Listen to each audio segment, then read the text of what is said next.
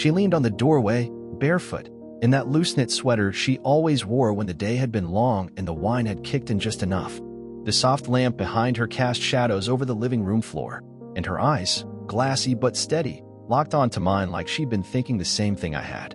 Her lips parted like she might say something, but she didn't. She just stared, and I stood there, half in, half out of the room, feeling 26 and out of my depth, knowing if I crossed that line, everything would change. Neither of us moved, but something between us did. I never planned to move back home after grad school, but life doesn't really ask your permission. After a post-college startup fell apart and the city rent chewed through my savings faster than I could freelance, I packed up, tail between my legs, and drove 2 hours north to the sleepy coastal town I once couldn't wait to leave. My dad was gone cancer 3 years ago, and my mom had moved to Arizona to be closer to her sister. But my godfather, Rich, still lived in town. He'd been a quiet presence my whole life, the kind of man who never raised his voice but always made you listen. His wife, Marin, was something else entirely. I remembered her vaguely from when I was a kid, sharp jawline, sharp tongue, and a laugh that somehow softened both. But I hadn't seen her in nearly a decade. So when Rich offered their detached guest house for a few months while I figured things out, it felt like the safest version of starting over. They lived on a wide, sloped property out by the bluffs, tucked between windswept cypress trees and the low hum of the ocean. The guest house was small but clean, one bedroom, tiny kitchen, enough space to breathe. I moved in mid-March, rain still misting the mornings, the air full of sea salt and wet leaves. Marin wasn't what I remembered. Or maybe she was just sharper in focus. She was in her mid-40s now, mid-length hair the color of dark honey, streaked faintly with silver in a way that only made her look more striking. There was something unapologetic in the way she carried herself, barefoot in the kitchen, glasses slipping down her nose as she read the paper, never once pretending to be anyone other than exactly who she was. We barely spoke that first week. She worked from home, something with art consulting, and Rich had an office job in town. I'd come and go between job interviews, applications, side gigs. Mostly I kept to myself. But every now and then I'd catch her in passing in the kitchen doorway, pouring tea with both hands like she was centering herself, or standing barefoot on the porch steps in the early morning fog, robe drawn close around her, staring at the waves like they were whispering something only she could hear. Then one night, I couldn't sleep. A storm had rolled in off the coast, thunder low and constant, the kind that settles under your skin. I padded up to the main house just after midnight to grab the charger I'd left in the mudroom. The door was unlocked, the way it always was. The house was dark, but not empty. A single warm light glowed from the living room. I froze when I saw her. Marin was curled up on the couch, legs tucked under her, reading something thick and bound in cloth. Her glasses were perched low, and she looked up slowly when she sensed me there. "Couldn't sleep?" she asked, voice low, not startled. "Yeah," I said, my throat dry. "Forgot my charger." She nodded, marked her page, set the book aside. "Tea's still warm, if you want." I hesitated, still halfway into the room, still unsure what this was. She must have seen it on my face, because she added softly, "It's just tea, Noah, not a trap." That made me smile. She stood, moved into the kitchen with slow, practiced ease, and poured me a cup from the still steaming pot. Her sweater hung loose off one shoulder, collarbone catching the light, and I realized, not for the first time, that I didn't quite know how to look at her. Not anymore. She handed me the cup without a word, and for the next few minutes, we just sat in the quiet, the sound of the rain against the windows, the occasional gust shaking the glass, and the silence between us that felt too calm to be empty. It wasn't flirty. It wasn't awkward. It was something else, something deeper. And that was the first night I stopped thinking of her as my godfather's wife. After that night, something shifted. Nothing dramatic. No grand gestures, no lingering touches. But the air between us, it held something new. A softness. A question neither of us asked out loud. Most mornings, Rich left early. He commuted 40 minutes inland to an insurance firm, the kind of job he never talked about unless pressed. Marin worked from the house, always in soft, layered clothes, hair half up, bare feet skimming the wooden floors like she didn't belong to the world outside. She moved slowly, precisely, like someone who'd learned to conserve herself. Sometimes, I'd come into the kitchen around 10, trying to be quiet, thinking she might be on a call or upstairs. But more often than not, she'd already be there, coffee in hand, glasses low on her nose, one leg tucked under her in the old armchair by the window. I never intended to talk to her. But she made it easy. "You always walk like you're sneaking out," she said one morning without looking up from her book. "Even when you're coming in." I paused at the fridge, half smiling. Didn't want to interrupt. "Maybe I want to be interrupted," she said, glancing at me briefly. Then, softer, "Silence isn't always peace, you know." I didn't answer. Just poured myself some coffee and sat across from her. We didn't talk for a while. But that morning, she refilled my cup without asking. That became a pattern. Quiet mornings. Shared silence. Some days we spoke. Some days we didn't. But always, we were aware of each other. In the small ways. She remembered how I took my coffee. I noticed when she started adding a second slice of toast. We never acknowledged these things out loud. One day it rained for 8 hours straight. A relentless, steady pour. The kind that makes everything smell like wet cedar and old earth. I stayed in the guest house most of the morning, tinkering with a resume that felt increasingly pointless. Around 3, the power flickered, then cut out completely. I waited a few minutes before heading to the main house, towel over my head, boots soaked through. Marin opened the door before I knocked. "Come in," she said, already stepping aside. "I was hoping you'd show." Her hair was damp, cheeks pink from the chill.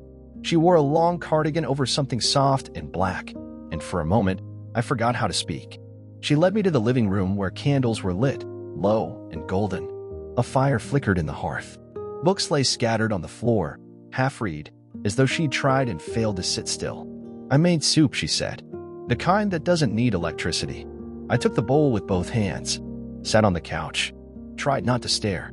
She moved slowly, curling into the other end of the sofa with her own bowl, her knees drawn up, bare feet resting on the cushions like she didn't mind being seen exactly as she was. For a long time, we just ate. Quietly. The only sounds were the fire, the rain, and the occasional clink of spoon against ceramic. Then she said it, barely above a whisper. "You remind me of someone I almost became." I looked up. Her eyes were on the fire. "What do you mean?" She exhaled, steady. "Before I met Rich, I lived in this shoebox apartment in Montreal. I used to write, back then. Thought I'd be a poet. Then life shaped me into something else." "Do you regret it?" She didn't answer right away. Just sipped her soup. Then, finally, "No. But sometimes I feel the ghost of who I might have been. When I'm around you, she feels closer." I didn't know what to say, so I didn't. But something in me cracked open at that, because I knew that feeling, that sense of a life paused somewhere. That night, when the power stayed out, I stayed too. We didn't talk much more. But as I dozed off on the couch, blanket pulled to my chin, I heard her pad softly into the room. Felt her tuck another blanket over me. A hand, briefly, on my shoulder. Then the click of her door down the hall.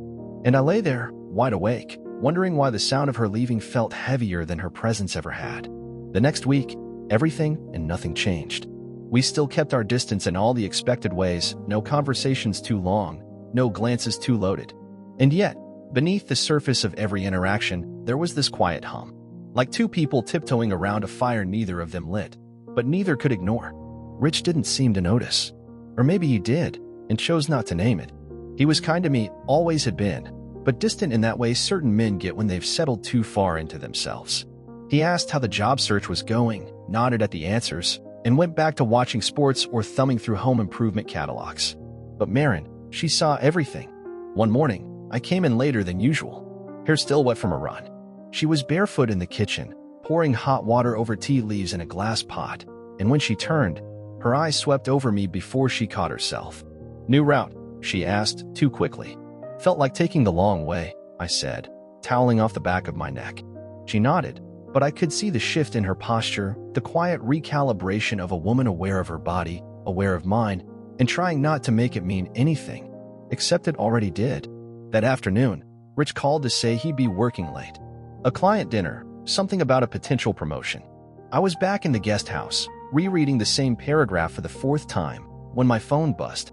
"Marin, I made too much. Come eat." I told myself it was just dinner, that she didn't mean anything by it.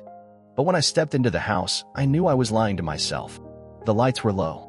A record was playing old jazz, soft and husky.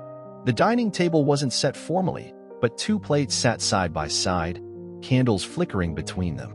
She was in a navy knit dress, sleeves down to her wrists, hair up, bare neckline. I froze in the doorway. She looked up from the stove and smiled, casual, effortless. "Don't be weird," she said. "It's just lentil stew." I smiled back, trying not to let my heartbeat show through my shirt. Wouldn't dream of it. We ate slow, talked quieter than usual. Nothing intimate, books, weather, headlines, but the silences between topics were longer, denser. Not awkward, just full. At one point, she reached across the table for the salt. Her fingers brushed mine.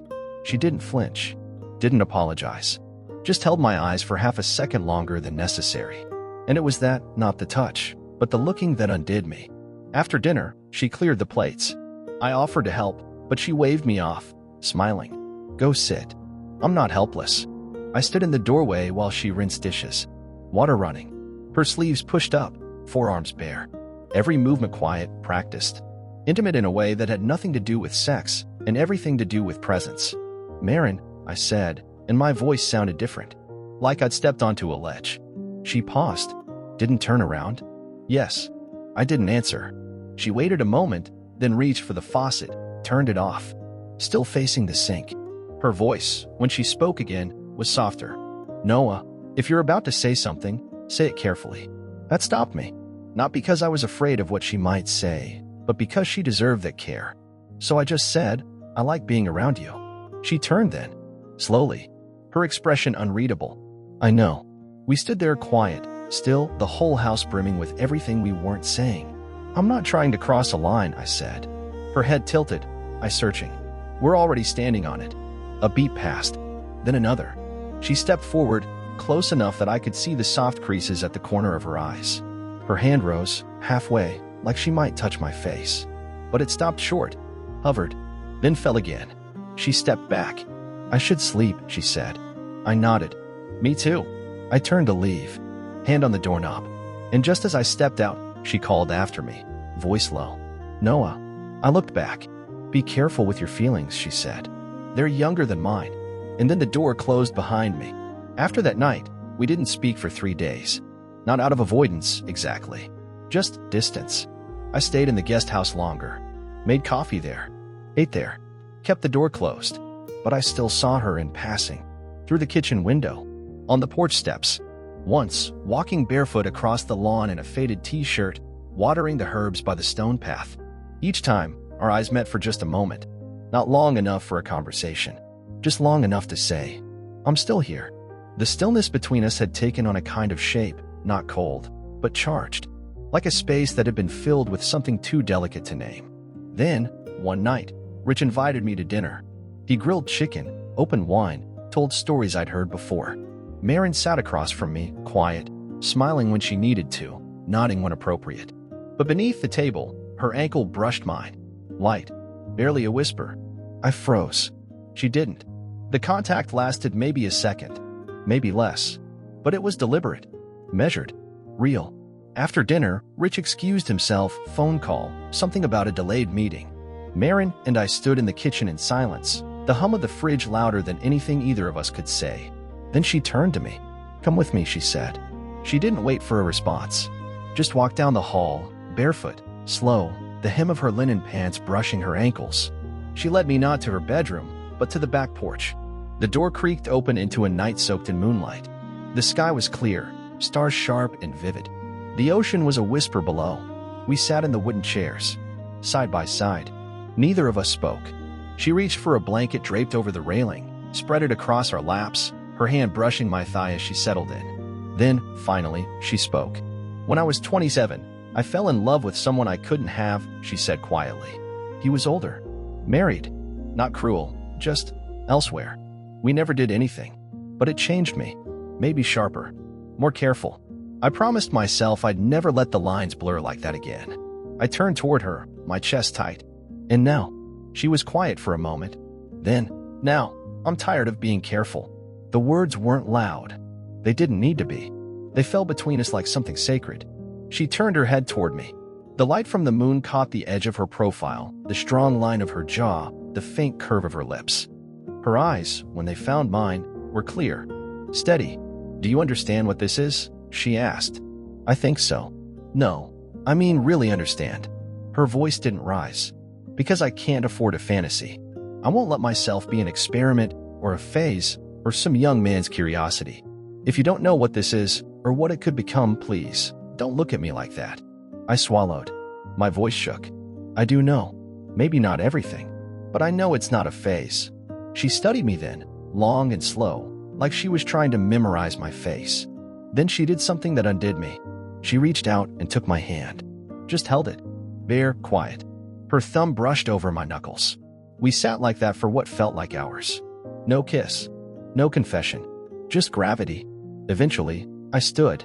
So did she. But as we reached the door, she hesitated. I used to think age gave me control, she said.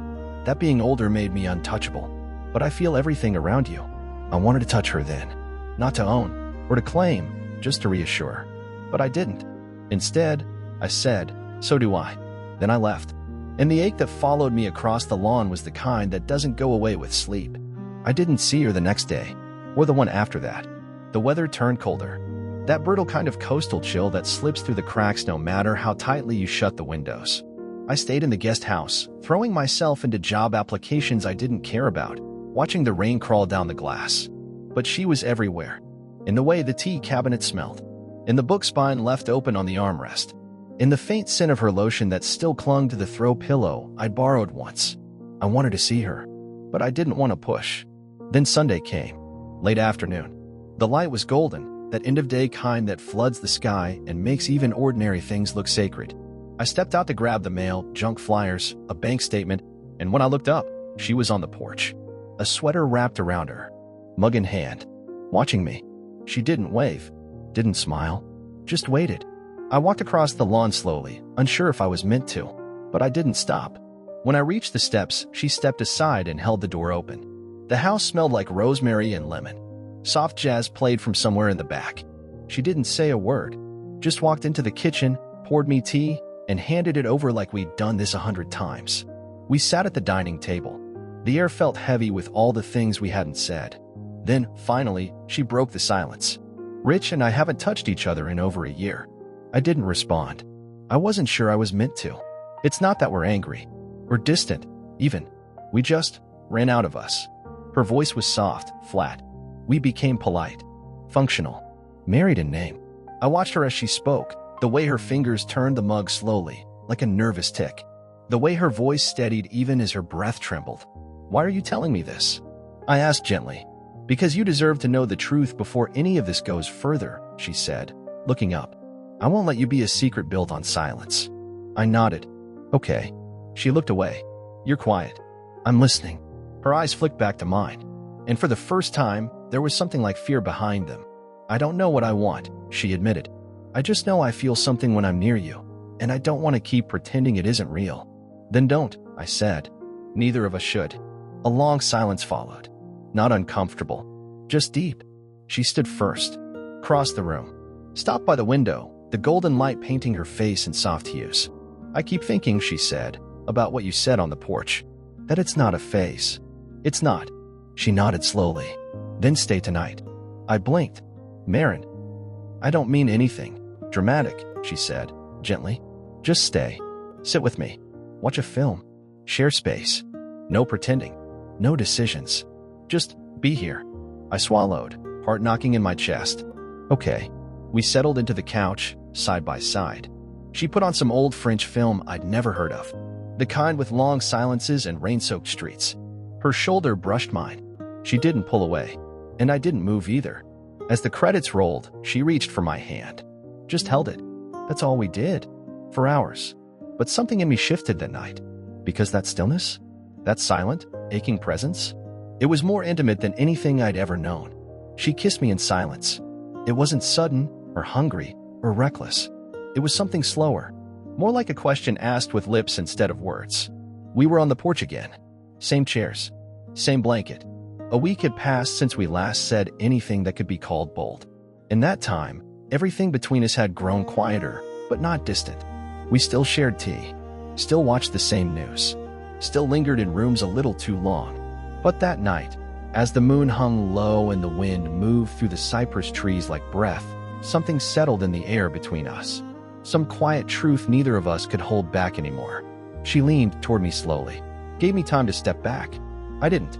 And when her lips met mine, soft, cautious, tasting faintly of mint and fear, I kissed her back with every inch of gentleness I had. No hunger, no heat, just gravity. When we pulled apart, her forehead stayed resting against mine. I shouldn't have done that, she whispered. You wanted to, I whispered back. She closed her eyes. That's not always enough. I reached for her hand beneath the blanket, laced our fingers. No, it's not, but it's honest. The silence that followed was different from the ones before, not full of avoidance or hesitation, but heavy with understanding. She leaned back into her chair. I stayed beside her. Eventually, she said, I don't know what this becomes. It doesn't have to become anything right now. But it might, she said, more to herself than to me. And when it does, we'll both be responsible for it. I nodded slow. Then let's be careful with it. With each other. She looked at me, really looked, and there was something in her eyes I hadn't seen before. Not fear, not doubt, tenderness. And that, more than anything, broke me open. We sat like that for hours, not needing more. The moon moved. The sky shifted. But we didn't. When I rose to leave, she didn't ask me to stay.